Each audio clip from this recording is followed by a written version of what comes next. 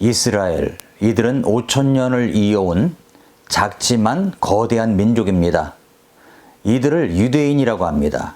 그들이 세계의 소프트 파워를 좌우하고 있는 그 비밀은 무엇일까요?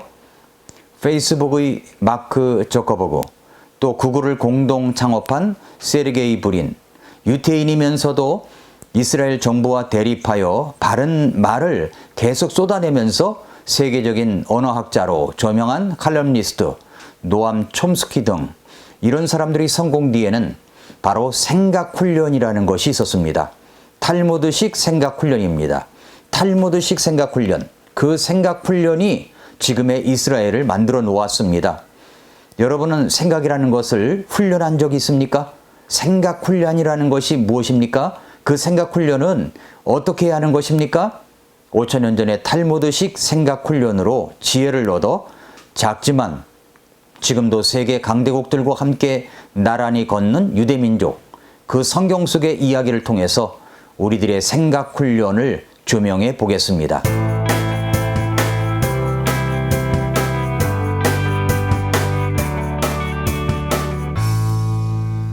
미라클 모닝 애청자 여러분 안녕하십니까? 생각훈련이라는 주제로 하나 더 다루고 싶은 내용이 있기 때문에 로마서 12장 2절을 가지고 오늘 다시 묵상해 보겠습니다. 이스라엘 사람들을 유대인이라고 말합니다. 왜 유대인이라고 부르게 되었을까요? 야곱의 사남 유다에서 유래된 것입니다. 유다가 이스라엘의 민족의 리더십을 가지고 있었기 때문입니다.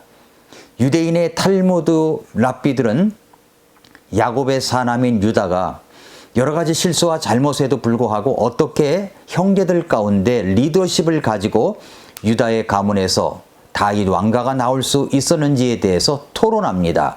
하브루타를 하는 것입니다. 그것은 유다가 생각할 줄 아는 사람이었기 때문이 아닌가 생각이 됩니다. 무엇을 생각할 줄 알았다는 말입니까? 자기 자신에 대해서 진정으로 회개하고 반성할 줄 아는 사람이었다는 것입니다. 유다는 생각을 했던 사람입니다. 무엇을 생각했습니까? 무엇을 진정으로 회개하고 반성하였다는 것일까요? 때는 창세기에서 요셉이 형제들에 의해서 은 30냥을 받고 팔아 넘긴 후 아버지에게 가서는 요셉이 동생이 길에서 자신들을 만나러 오다가 사나운 동물들에 의해서 죽은 것 같다고 하면서 피에 젖은 옷을 내놓습니다. 이 피가 진짜 요셉의 피인지 지금 같으면 DNA 검사를 할 수 있겠는데 그때는 그런 것이 없었기 때문에 양을 죽여서 묻힌 피가 요셉이 희생당해서 죽은 피인 줄 알고 야곱은 엄청나게 슬퍼합니다. 야곱의 아들들은 생각하기를 아버지가 이러다가 어느 정도 슬픔을 진정할 것이라고 생각했지만 아버지 야곱이 거의 소망을 잃어버린 모습을 보면서 크게 당황하며 후회를 했던 것 같습니다. 성경 창세기에서는 이 사건 이후에 유다가 형제들을 떠나서 홀로 다른 지역으로 가서 사는 모습을 보여줍니다. 랍비들은 아마도 다른 형제들이 요셉을 팔아 넘기자고 한 제안을 유다가 했기 때문에 그 모든 책임을 유다에게 돌렸던 것 같다고 추론을 합니다. 아버지와 형제들을 떠난 유다는 가나안으로 가서 그곳의 여인 수아라는 여인과 결혼을 해서 엘과 오난과 셀라 세 아들을 낳습니다. 그리고 그곳에서 엘의 아내로 며느리를 봤는데 다말이라는 며느리를 맞이합니다. 어찌된 일인지 엘이 그만 일찍 죽고 맙니다. 성경은 그가 하나님 앞에서 사악했기 때문에 하나님께서 죽이셨다고만 기록하고 있습니다. 엘이 자식이 없이 죽자 그 당시 전통에 따라 그 동생 오난이 죽은 형을 위해서 형수와 결혼을 해서 후사를 이어야 했습니다. 그러나 오난도 결혼을 했지만 그는 자기가 자기 아이가 되지 않는다고 생각을 했던지 하나님께서 보실 때 전혀 기뻐하지 않는 일을 했습니다. 그렇게 해서 그도 죽었습니다. 이제 막내 아들 셀라만 남았습니다. 유다는 며느리 다말에게 이야기합니다. 막내 아들이 아직 어리기 때문에 성인이 될 때까지 친정집에 가서 기다리라고 합니다. 하지만 수년이 지나 셀라가 결혼이 가능한 나이가 되었는데도 불구하고 유다는 다말을 부르지 않았습니다. 그러자 다말은 유다가 양털을 깎으러 오는 길에 매춘부로 분장하고 서 있다가 시아버지와 동침을 하게 됩니다. 그리고 화대로 유다의 지팡이를 요구하고 몸을 숨기죠. 다말은 그 후로 임신을 했습니다. 몇 달 후 다말이 임신했다는 소식이 주변 사람들에게 알려지게 되었고 이 소식을 유다의 귀에까지 들어가게 됩니다. 이 소식을 듣고 유다는 다말을 간음죄로 처단하려고 합니다. 그러자 다말은 이 담보물의 주인 때문에 임신했다고 하면서 그 담보물을 유다에게 보냅니다. 유다가 그 담보물을 보니까 글쎄 그것이 자기 것이었습니다. 며느리가 자기 때문에 임신을 한 것입니다. 깜짝 놀랄 일이었습니다. 이때 유다가 어떻게 그 행동을 이어갈까요? 자신의 명예를 생각하면 담보물은 내 것이 아니라고 하고 다말을 처단할 수 있었을 것입니다. 요즘 같은 세상에서 보면 정말 이런 내로남불이 참 많지 않습니까? 유다는 어떻게 했을까요? 여기 생각 법칙이 적용됩니다. 유다는 이 모든 일의 처음과 시작을 깨닫고 자신의 잘못을 인정합니다. 그리고 다말을 다시 집으로 부르고 다말이 낳은 쌍둥이인 베레스와 세라를 자신의 아들로 받아들입니다. 라피들은 이 사건을 두고 하브루타를 하면서 유다를 용기 있는 사람으로 보았습니다. 잘못할 수 있습니다. 죄를 지을 수 있습니다. 그런데 그것이 발각되었을 때 그것을 인정하고 용서를 구하고 돌이키는 모습이 진정 용기 있는 모습인 것입니다. 유다는 자신의 명예나 지역사회의 영향력보다 며느리인 다말과 그리고 태중에 있는 생명을 더 소중하게 생각했습니다.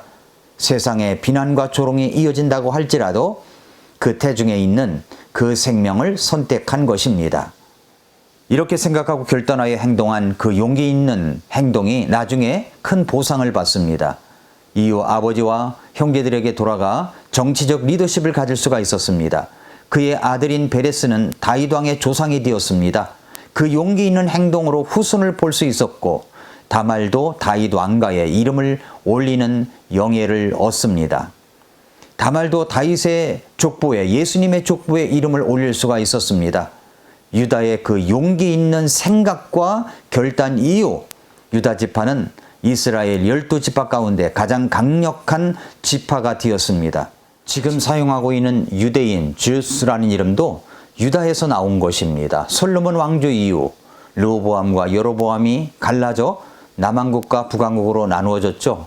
그때 그 정통 왕조는 바로 남유다였습니다.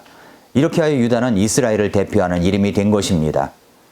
회개의 진정한 가치와 의미에 대해서 탈무드는 한 사람이 진정한 회개를 했는지 아닌지 여부는 똑같은 상황에서 똑같은 잘못을 반복하는지 아닌지를 보면 알 수 있다고 말합니다. 랍비 예후다는 이렇게 말했습니다. 만약에 어떤 사람이 진정으로 회개했다면 그가 동일한 유혹에 처했을 때 그 잘못을 반복했는지 안 하는지를 보면 알 수 있다고 말합니다. 1% 유대인의 생각 훈련이라는 책에 보면은 독일과 일본을 비교하여 이야기하는데 독일과 일본은 똑같이 전범 국가입니다. 만약에 지금의 독일이 히틀러가 집권하던 1930년대의 어려운 경제 상황에 다시 처해도 극우주의와 인종주의가 득세하지 않는다면 진정한 반성을 한 것으로 볼 수가 있습니다. 하지만 다시 잘못된 과거로 돌아간다면 독일의 반성도 제대로 된 반성이 아니었다고 판단할 수가 있습니다. 또 전범국가인 일본을 보십시오. 일본은 제대로 된 반성과 회개가 없어서인지 일본 경제가 계속 좋지 않자 극우 민족주의가 기승을 부리고 총리나 강요들까지 군국주의 시절로 돌아가겠다고 선동을 하고 있습니다. 제대로 된 회개를 하지 않은 것입니다. 언젠지 그들은 군국주의로 돌아갈 수 있기 때문에 우리나라는 정말 조심해야 합니다. 제대로 된 생각 훈련을 하지 않았기 때문입니다. 로마서 12장 2절은 이렇게 말씀합니다. 너희는 이 세상에 동화되지 말고 너희 생각을 새롭게 함으로 변화를 받아 하나님의 그 선하시고 받으실 만하며 완전하신 뜻이 무엇인지 검증하도록 하라, 입증하도록 하라고 했습니다. 생각을 새롭게 하는 훈련, 너희의 생각의 영 속에서 새롭게 되라. 에베소 4장 23절에 그렇게 말씀했죠. 생각의 영 속에서 새롭게 하는 훈련을 받으면 분명 변화가 일어납니다. 그리스도인들도 마찬가지입니다. 우리도 마찬가지입니다. 날마다 아침마다 수시로 제대로 된 생각 훈련이 되지 않는다면 생각대로 사는 것이 아니라 사는 대로 생각하게 됩니다. 하나님의 말씀과 성령님의 역사가 없으면 우리는 제대로 생각하기 어렵습니다. 요한일서 2장 1절에서 이렇게 말씀하셨죠. 나의 어린 자녀들아, 내가 이것들을 너희에게 쓰는 것은 너희가 죄를 짓지 아니하게 하려 함이라. 만일 누가 죄를 지어도 우리에게 아버지와 함께 계신 변호자가 계시니 곧 의로우신 분 예수 그리스도시니라 라고 했습니다. 우리가 죄를 짓지 아니하여야 하지만 만약에 죄를 짓게 되면, 잘못을 하게 되면 변호자 되시는 예수님의 이름으로 하나님께 나아가 회개와 자백을 하고 용서함을 받아야 됩니다. 그리고 다시 출발해야 합니다.